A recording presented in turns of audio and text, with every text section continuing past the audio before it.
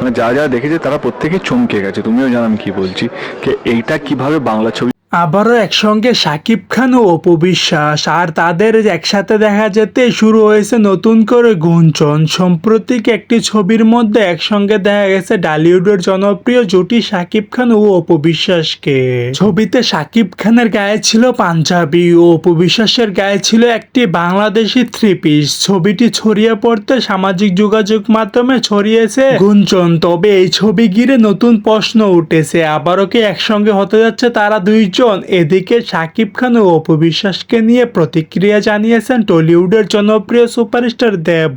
Superstar দেব বললেন, শাকিব ও অপু বিশ্বাসকে একসঙ্গে থাকলে বাংলাদেশের দর্শকদের কাছে সেটি একটি দারুণ আকর্ষণীয় লাগে। তবে সত্যি কি এই মন্তব্য ছিল দেবের, নাকি এটা শুধুই গুঞ্জন?